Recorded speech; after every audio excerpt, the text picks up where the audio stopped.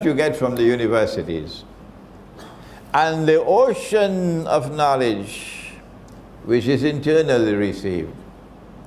And that you'll only get if Allah puts nur in your heart. And nur is not sold in the stock market. And you cannot have nur in your heart if you tell lies. Monstrous lies. Shameless lies. These people got PhD in telling lies. They started long before 9/11.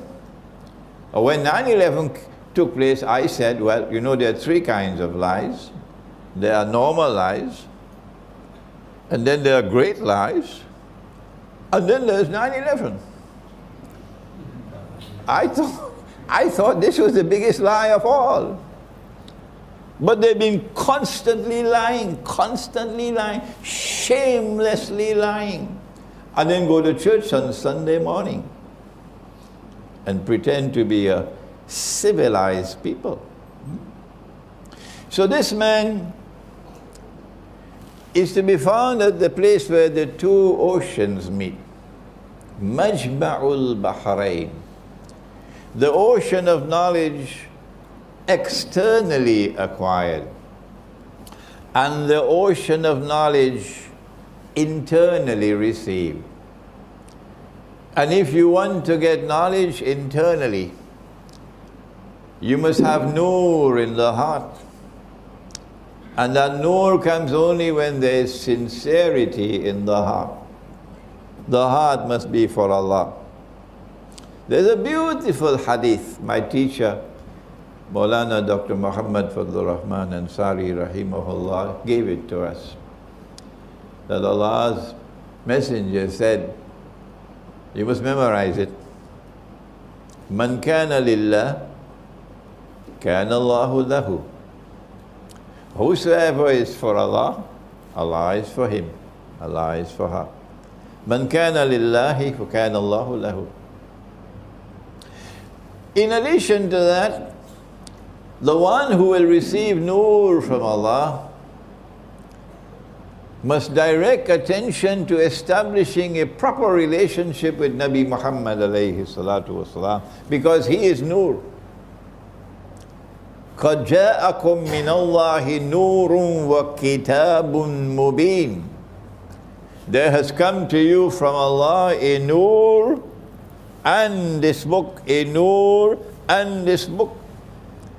So Nabi Muhammad alayhi salatu wasalam is nur. Follow him. Be careful. Don't part company from him. Because if you step away from him, you're going to lose nur. And finally, if you want nur, you got to go to the Quran.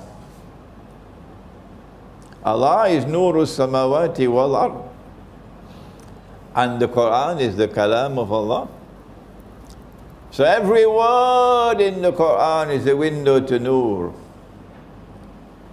If you're not reciting the Quran every day and completing the entire Quran from cover to cover at least once a month, how can you expect nur? Not only does this man have the two oceans of knowledge, but more than that, it is Majma'ul Bahrain. The two oceans come together to be harmoniously integrated. I don't think any university can do that. No. That you have two oceans of knowledge, and the two oceans come together to be harmoniously integrated as a whole. That is the most learned of all men. Khidr alayhi salam. So not only did the angel come to tell us how important is eschatology, or ilmu akhir zaman, the angel also came to tell us what is the way, what is the method for studying this subject. When we look at the world today, we find, as I said earlier, that it is a unique world. There's never been a dunya like this before. And the most puzzling thing about this dunya today, and I have to speed up a little bit now, is that there is an actor at work on the stage of the world. And he is an actor who seems to have come out of nowhere. We had great civilizations. Babylon was a great civilization. The Aztecs in Mexico, a great civilization. China, a great civilization. Where did this fellow come from? The Christian world, the Hindu world, the Buddhist world, the Muslim world, great civilizations came to the world. And then suddenly, out of nowhere, an actor appears. And he takes control of the world. Who is he? Is this happening by accident? He has a power that none can resist. He brings a scientific and technological revolution which, when applied to military science, gives him unprecedented power. No longer is he dependent on the wind for a ship to sail. No. He now has nuclear-powered ships. He doesn't travel by horses anymore. He has mechanical transport on land. He has motor cars. He has trains to take goods a long distance, which yesterday was camels. This fellow even travels in the sky. We never had it before. He has an aeroplane that flies in the sky. He doesn't need a sword anymore to fight. He can kill you from a distance. Huh? Strange. He has unprecedented power, military power. But unlike Zulqarnain, who had faith and who used power, Surah Al-Kahf? Huh?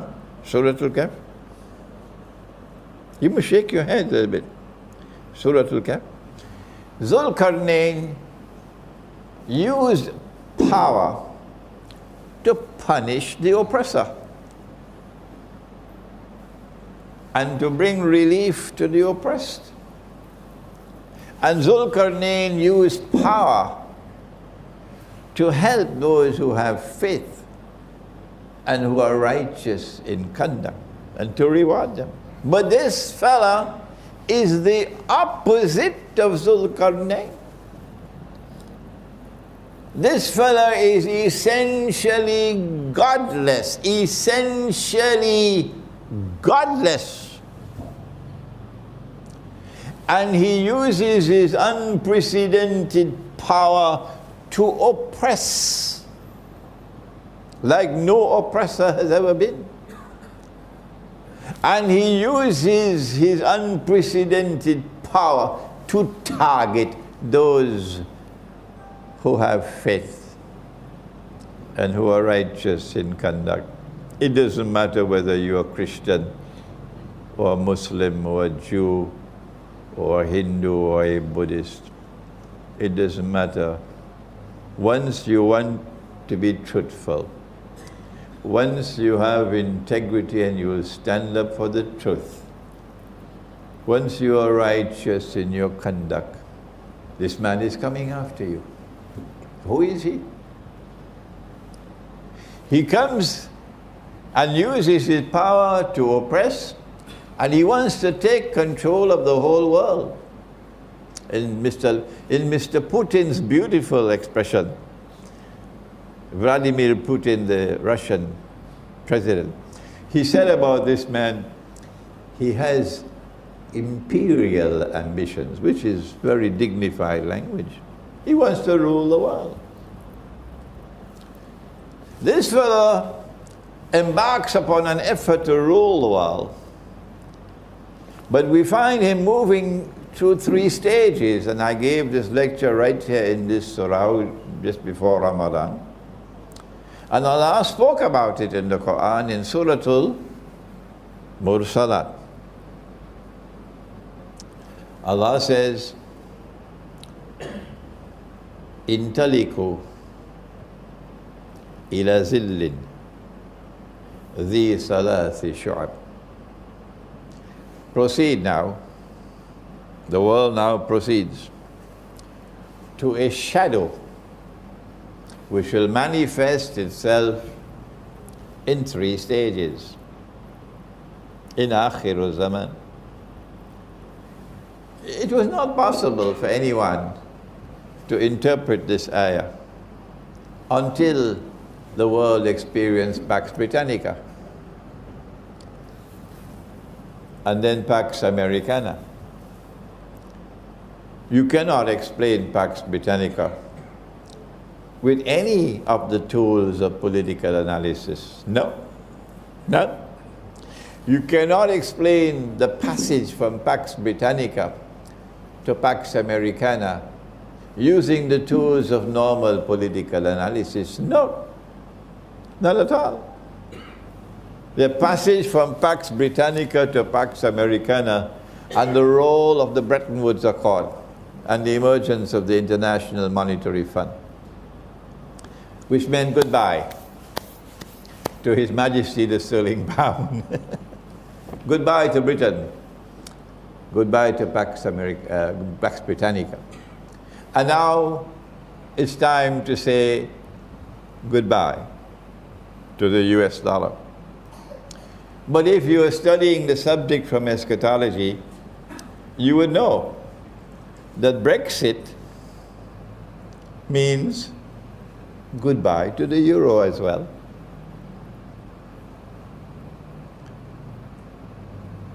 That we are now located at a moment in time when the entire monetary system is collapsing. And the speed at which it is collapsing is frightening. I don't know the speed, but I have a friend, I don't want to reveal his name. He is a deputy governor in one of the central banks of the Muslim world. He might listen to this lecture, so let me be careful with my language. And my friend shared with me that the speed at which it is collapsing now is alarming. And tomorrow it's only gold and silver that will help you. Tomorrow it's only dinar and dirham that will help you. Because the whole thing is going to collapse. And Pax Americana will give way to Pax Judaica. How did we know this? How did we know this? This is in my book, Jerusalem in the Quran, which was written in the year 2000. 16 years ago, I wrote that book in New York. Where did I get the knowledge from? That the US dollar is going to collapse, I've been saying this for 20 years or more now. This is eschatology. That you get the capacity to analyze events occurring in the world. Because you know that there is a fella, a mastermind at work, who wants to rule the whole world. And he gave us his first stage of his shadow that Allah spoke in the Quran with Pax Britannica. And the second stage of the shadow was Pax Americana. And we are saying that the third and last stage of the shadow is going to be Pax Judaica. When Israel will seek to replace the United States of America as the next ruling state in the world, And Israel is going to say, away with all of this godlessness. This fellow is not only godless, this fellow is also decadent. He is the one who says a man could marry another man and get a marriage certificate. You know who the fellow is? Modern Western civilization. So Pax Judaica is going to come to say, we want to sweep away all this godlessness and all this decadence. We want to turn away from all of this oppression and so on. We want to bring back the world, bring it back to religion, bring it back to the worship of the God of Abraham. Oh, it's going to be very, very, very interesting, tomorrow. If we are alive and this drama unfolds, as they say to the world, we must come back to religious values. This is Pax Judaica. But their oppression will be greatest of all, because they want to rule over everybody. And eventually a man will stand up in Jerusalem and declare, I am Al-Masih, the Messiah. But he would not be Al-Masih, the Messiah. He would be Dajjal, the false Messiah. In order for him to achieve his objective, a Pax Judaica, for Israel to rule the world, he has to make Israel very, very big, like the United States, but that's not possible. Israel cannot expand. Israel is surrounded by the Arabs. Forget it. Or the world has to become much smaller. Which one will it be? Which one will it be? Yes. The answer is the world will have to become much smaller. And that's why we're going to have nuclear war. They want the nuclear war. They know it. And they've already prepared for nuclear war with the underground bunkers and so on. So they will survive. In order to have the nuclear war, they got to provoke Russia. So Russia had to become a nuclear power.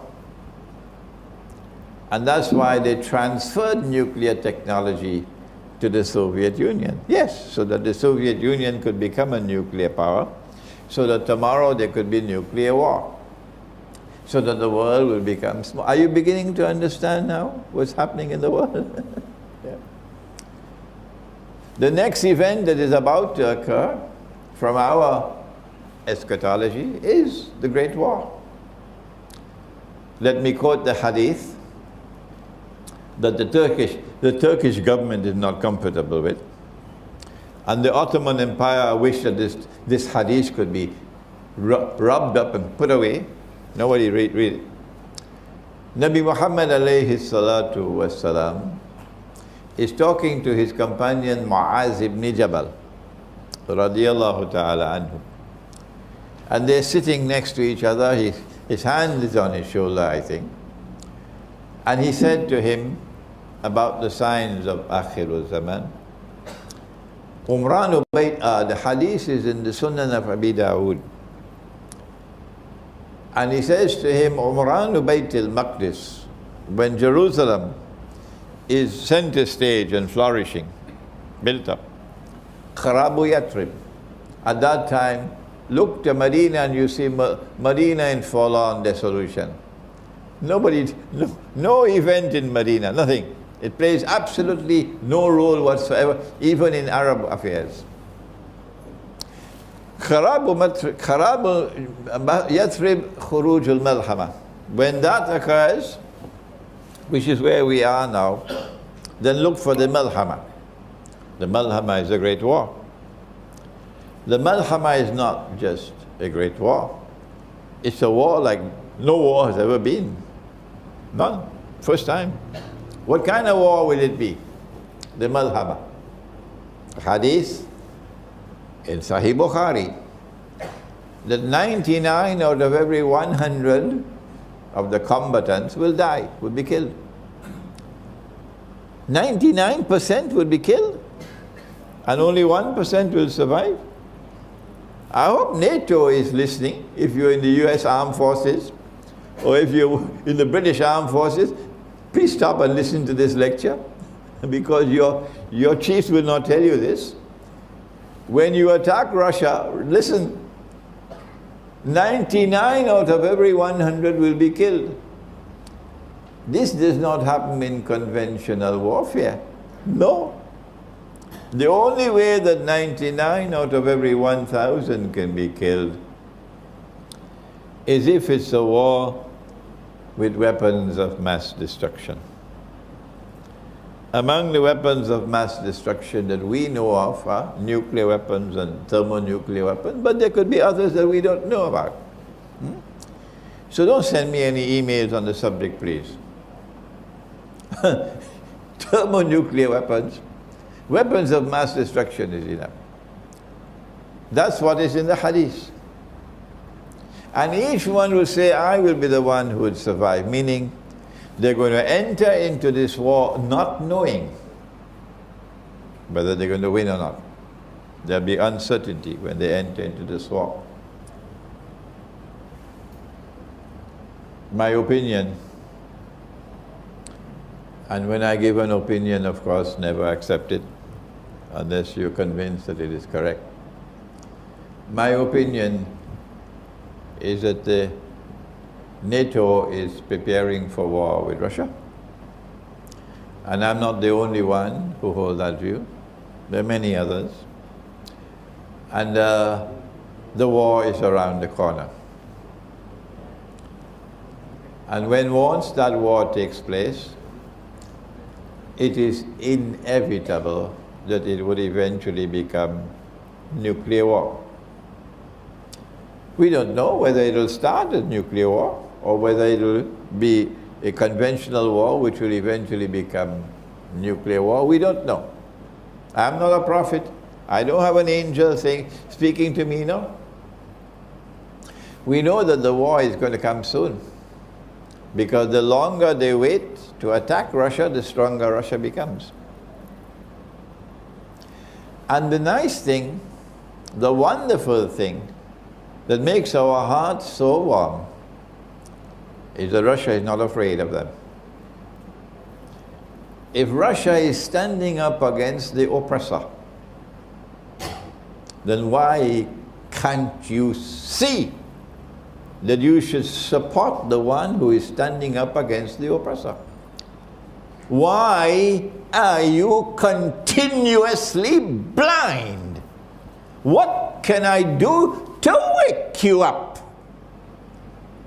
Russia knows that nuclear war will destroy Russia. They know that.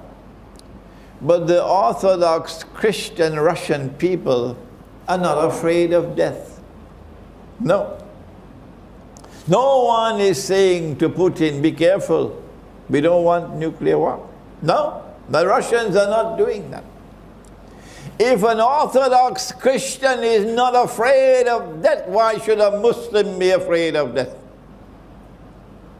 If an Orthodox Christian is setting the example of courage in standing up to the greatest oppressor that the world has ever known, why can't a Muslim be the same? What's wrong with the world of Islam? Why have we lost our courage? We should not be afraid to die. A Muslim is not afraid to die. And tonight, from Surah Al-Amin, we say to NATO, even if millions of us have to die, we don't mind. We want the oppressor to bite the dust. Before we end, Islamic Eschatology not only explains these events unfolding, like the collapse of the monetary system that's coming around the corner. When your paper money can be used, as wallpaper. And the only money that there'll be in the world will be electronic money, digital money. So you don't need any money changes anymore. There's only one money for the whole world. It's invisible money, it's intangible money. You can't take it out of your bank account. And if they don't like you, guess what they'll do to your account? They'll freeze it. Yeah, you have no money. And then you come to me to complain? No, no. If you're sensible, you do like the Naqshbandi, the Sufi order, the Naqshbandi. The Naqshbandi are telling their people to keep dinar and dirham.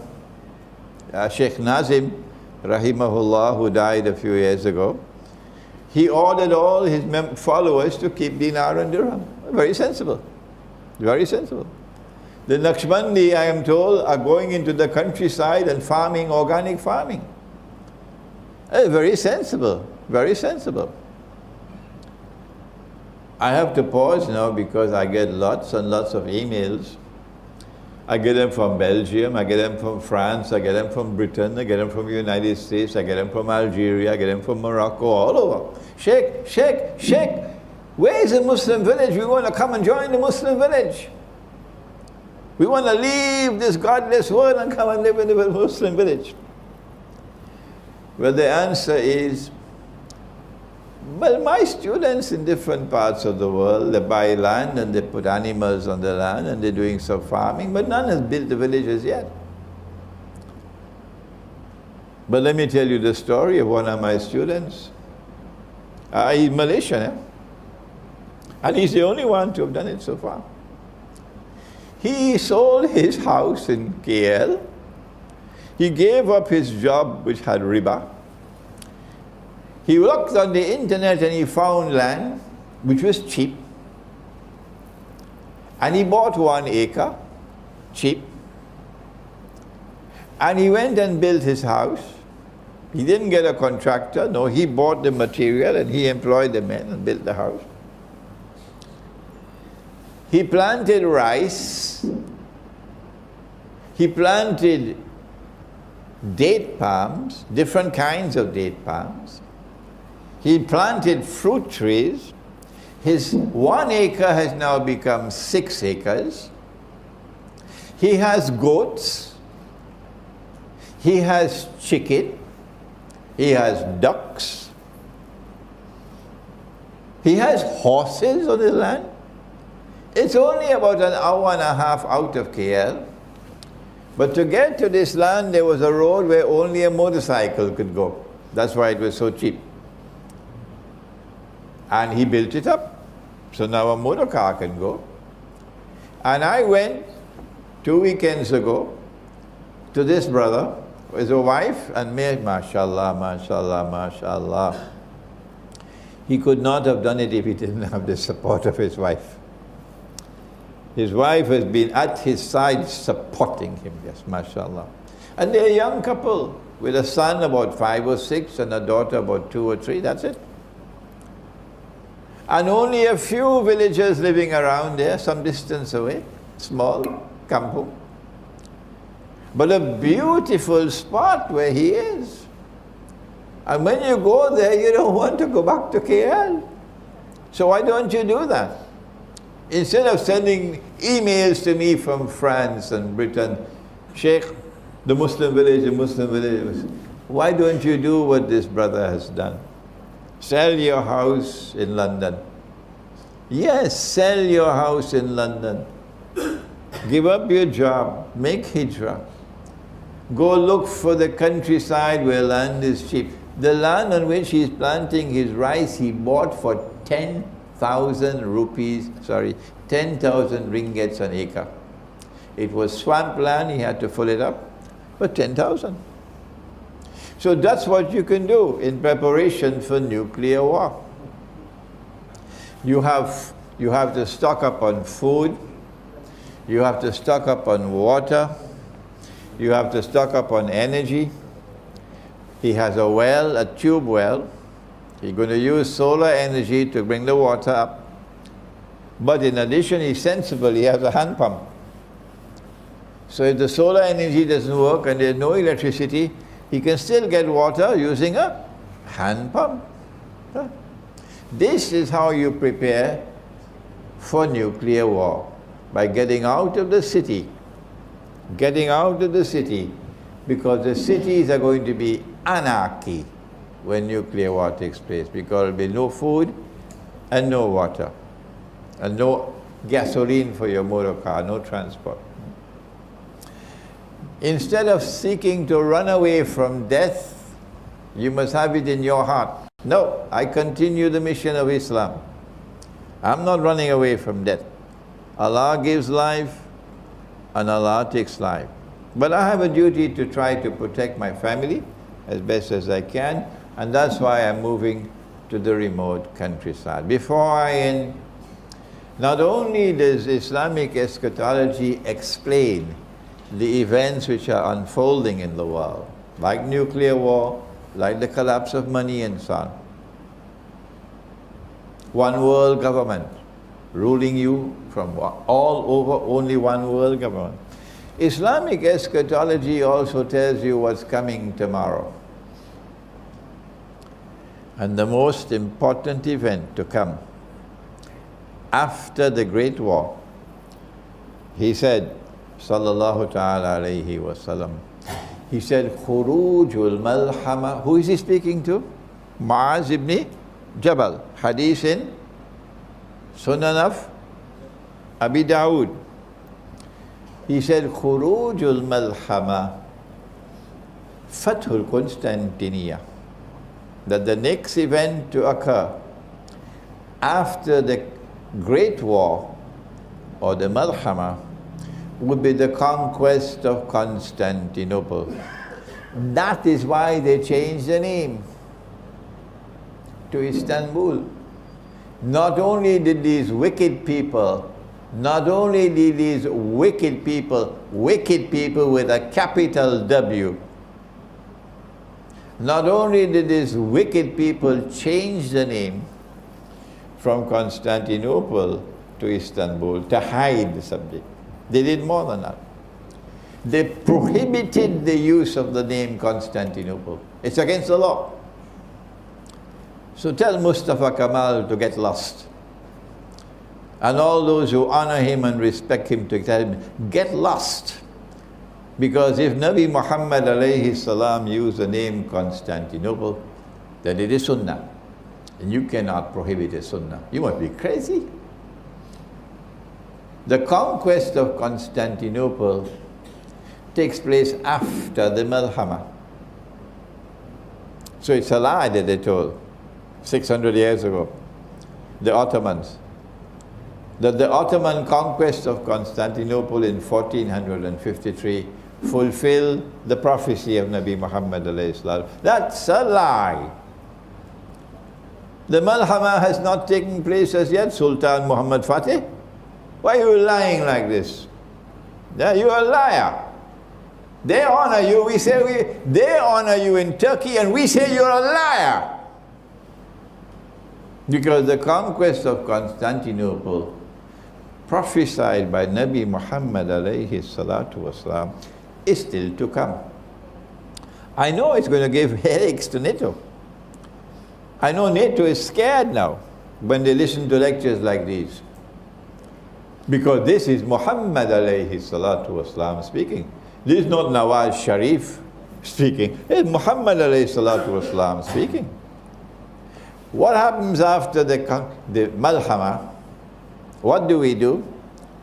Those of us who die are the lucky ones. I hope and I pray that I am one of the lucky ones. We die. Even if you die before the Malhama, you are lucky. This is a nice time to die. This is a good time to leave the world. After the Malhama is going to be a terrible world. Those who survive the Malhama, I don't know how you're going to live. No sunlight. For I don't know how many days, no sunlight.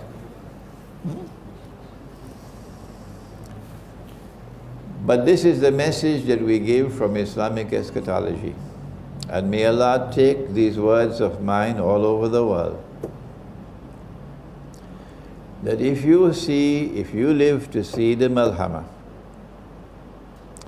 And if you survive the malhama, then Imran is saying to you, on the basis of the prophecy of Nabi Muhammad sallallahu ta'ala alayhi wa sallam, if you are young enough and strong enough to fight, then make some preparations for your family and head for Constantinople. Wherever in the world you may be, give up everything else. Leave Indonesia. Leave Malaysia.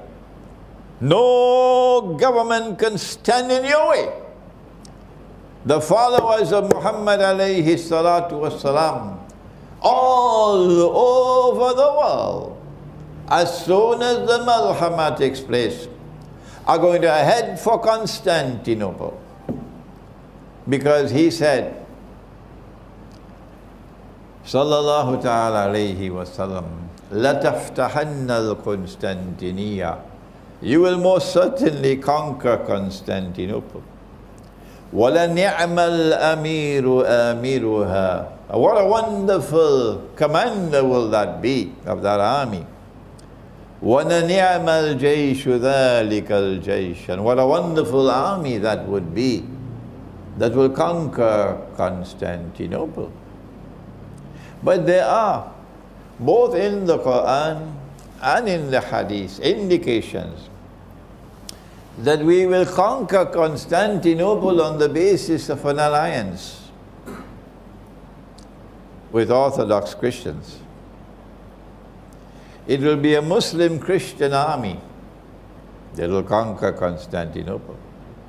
Which Christians will this be? Does Allah speak about Christians in the Quran with whom we could have such a relationship? Shall I remind you? Yes, it's there in the Quran, but we don't take time to study the Quran. No, we have too much time in the traffic in KL to study the Quran.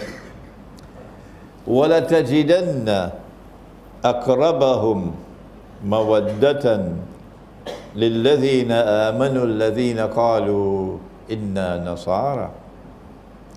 And you will most certainly find in time to come that those who will be closest in love and affection for you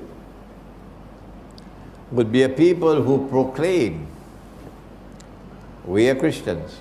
That couldn't be British and American and French Christians, because they hide their religious identity. They secularize their religion. It has to be a different kind of Christian who proclaims my identity. I am Christian. It can only be the Orthodox Christian. That's not all. ذَلِكَ بِأَنَّ مِنْهُمْ كِسِّسِينَ. You know these Christians because they still have the ulama. The institution of the ulama is intact, and the ulama have a status in society.